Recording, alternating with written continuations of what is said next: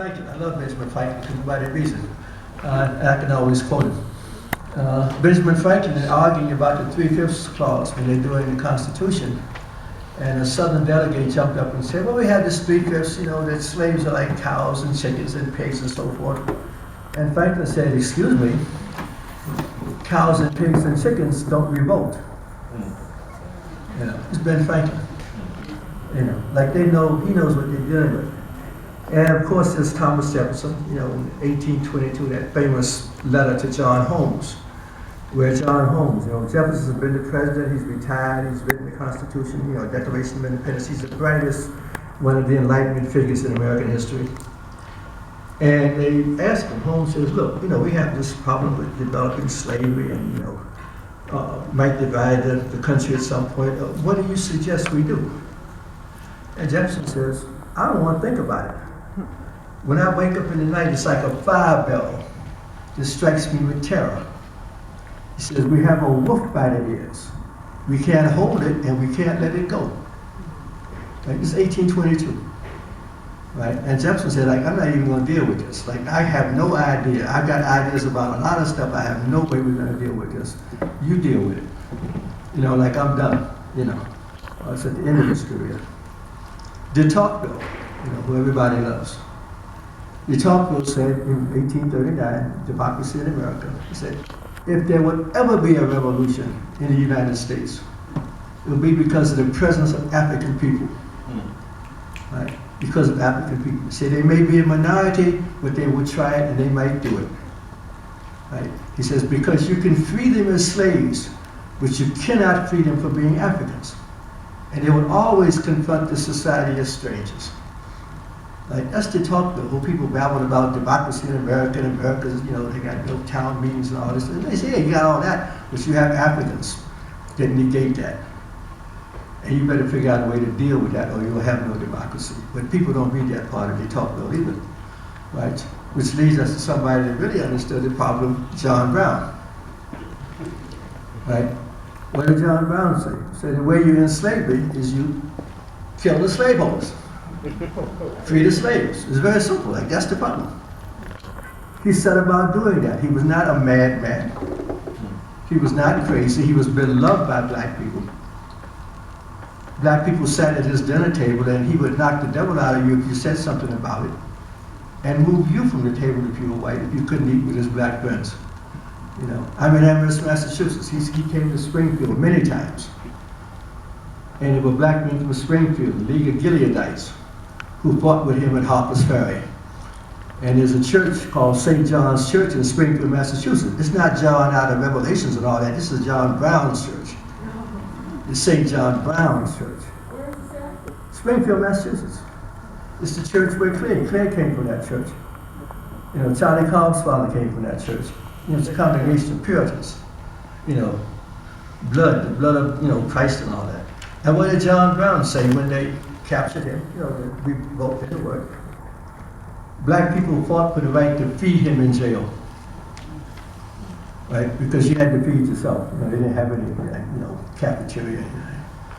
And so black people came every day to bring him breakfast, lunch, and dinner. And they fought for the right to be the one to feed John Brown. Right? And John Brown, he was found guilty. Never buckled, riding on his own coffin, going to be hung. So he has one last word. He said, "I thought we could do this with a little blood, but we will have to purge this land with blood to end the horror of slavery." And people thought John Brown was crazy. The Robert E. Lee that captured him. A year and a half later, what do we have? The Civil War. And what do they go to the war singing? John Brown's body lies abode in the grave, but his soul goes marching on. Right? And in American history, this is the largest war, the most casualties of all the wars combined in American history, all of them. Every single American conflict, the casualties don't add up to those in the Civil War. Right? It wasn't "we shall overcome." It wasn't "let's make a deal." It was like to end slavery, you have to destroy slaveholders. And who understood that more than anybody else? Abraham Lincoln. Right? People talk about whether Lincoln was a racist and this, that. I don't even care. He brought the Union Army when we needed it. I don't want to have dinner with him. I just can't be by the Union Army. Right? That was important to me. I don't care if he likes me or not. You know. And what does he say in 2 places that you got to be really careful about? Emancipation Proclamation. You know, people ignore that a little bit, but you get down into the middle of it, he has a paragraph that says, like, I know you emancipated slaves might want to take revenge on your masters. You might want to resort to violence. Don't do that except in defense. This is Lincoln. Do not do that except in defense. You know, but try to, you know, kind of get along and work out contracts and get decent wages. It's the next paragraph. If not, why don't you join the Union Army? Right? If you want to commit violence, commit it on behalf of the state. That's okay. But violence outside of the state on the part of black people is not really acceptable. But even Lincoln said, except in defense. Right? And then what does he say in the second inaugural address? If we have to tear down every drop of blood, pay back every drop of blood, drawn with the lash, with some drawn with the sword, the judgments of the Lord are true and righteous together. Right? He said, I didn't bring this. I didn't start this mess. You know? And there's no easy way out of it. But if we have to burn this out to the ground and kill everybody, in order to make this right, he's going to do that. Right? And then, of course, he turned loose Grant and Sherman and Sheridan, who very happily and gleefully proceeded to try to do that. I mean, that's why they're still hated down there. I mean, Sherman loved killing stuff and burning up stuff and tearing down stuff. You know, and freeing slaves as he went along. Right? What's the first thing that happens when we come into Reconstruction? They take the guns away from us. You know, they're armed black people in the Union Army. Right? They volunteer. They don't get paid enough, they volunteer anyway. They take on Fort Bragg and Fort Pillow, where they're in the front of a charge against Confederate guns. Why are they doing that? To prove they're men. You know, and when DuBois writes Black Reconstruction, he notes that twice because it bothers him. He says, what kind of world do we live in where during a war, slaves protected the master's kids, protected the women, protected the plantation, and people thought we were children? We rose up and killed and said, behold, they are men.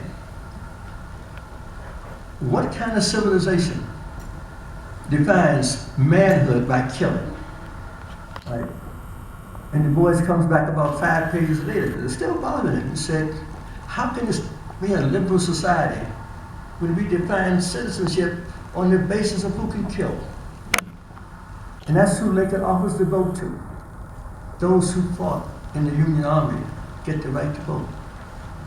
To be an American, a white American male, to be an American citizen, you have to demonstrate the ability to kill. Right? Violence is not outside of this world. It's endemic to the world. We're the only country in the world where the head of the armed forces is the president. Civilian leadership is the head of the armed forces. Everybody else keeps that stuff separate. So like, you know, in Egypt, the army has to attack the government. Here, the army is the government. You know, I mean, think about that. You know, Commander-in-Chief of the armed forces is the president. We elect the head of our military apparatus. Right, gleefully, right? And they have to kill, right? If you look at a great book by William Appleman Williams, Empire's a Way of Life, at the end of every chapter, he has a list of American armed interventions in the Western Hemisphere. We have invaded every country in Latin America from about 1850 on, every single one, some more than once, right? We have been into the Mediterranean in the end of the 18th century.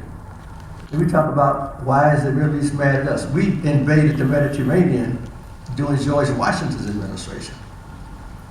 No. You sing the Marines here from the halls of Montezuma, Mexico, to the shores of Tripoli. It's the Marines here from the beginning. We are not a peaceful, peace-loving people. We are an empire. Right? And black people within that empire have fought for the right to defend themselves. We are the only people who are denied the right to self-defense. None of these black people are ever advocating an attack on anybody. So what is Claude McKay saying? If we must die, We were not fighting back. He didn't say attack anybody. He said we demand the right to defend ourselves from being lynched. And people thought this was radical. Oh my God, they're going to defend themselves. Everybody else can defend themselves. Why can't we? What did we get in the 1960s? Deacons for defense. Not deacons for attack. Deacons for dissent. What's the name of the Black Panther Party? Black Panther Party for self-defense. Right? What did Rob Williams do? He didn't attack anybody. He defended himself. Defended himself. Right? And there's a wonderful, dialogue between him and Roy Wilkins when he announces he will defend himself. And if somebody shoots at him, he'll shoot back. And this through Roy Wilkins and NAACP, and it's big kind of, to do. Oh my God, Negroes are talking about fighting back. Right? Why is this a crime? Right? So Wilkins calls him on the phone. We have this transcript in the microfilm. And he says, Mr. Williams, we have a problem. He said, what is your problem? He said, well, you said that you would shoot at white people if they shot at you. He said, yeah, I think that's a reasonable thing to do. He said, we know we can't have that as a policy. He said, well, tell white people stop shooting at me. And Wilkins is so upset that he tries to get Rob expelled from the NAACP.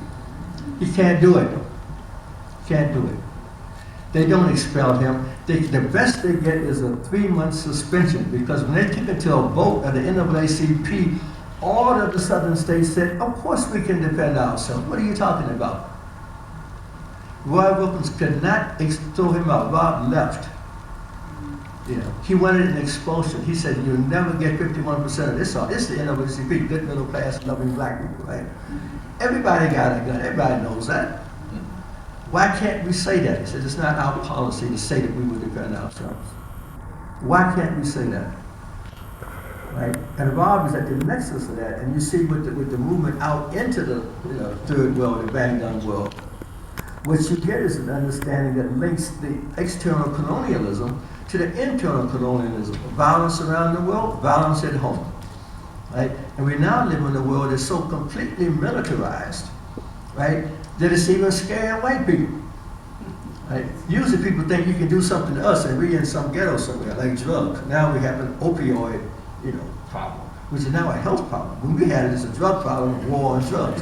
White people got it, they send in doctors. Amen. I mean, come on. Now you can even get arrested without getting arrested if you have a drug problem. If you're black, you're doing 3 to 5. Right? But now, this is a health problem. We have to send in doctors because these people are just having overdoses all over the place. What happened to the war on drugs? Why don't you lock up some white kids and get them 3 to 5? No, this is health. This is mental health. But that's what you did with the police.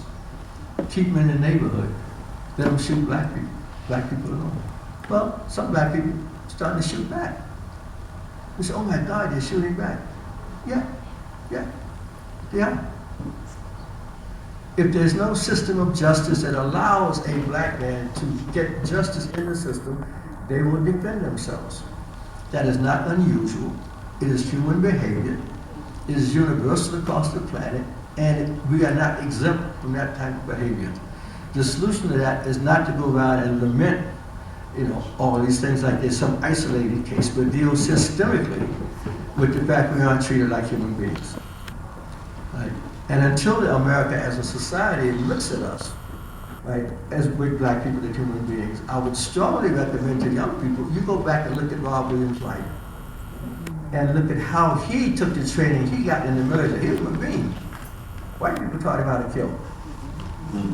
Right? He didn't learn it by himself. White people taught him how to be killed. That's how he's so good. He was good. Got decorated, all kind of stuff. So he knew how, he got out of the country. He escaped. He was alive. That's why you don't hear about it. Malcolm X, dead. Martin Luther King, dead. Robert Williams. How did he survive? We don't want to talk about that. We want to talk about the ones we killed. Let's talk about the living one. The one that survived and died peaceably in his home. That's what we have to look at. We don't need martyrs. We need people that can win. And Rob won. That's right. Rob won.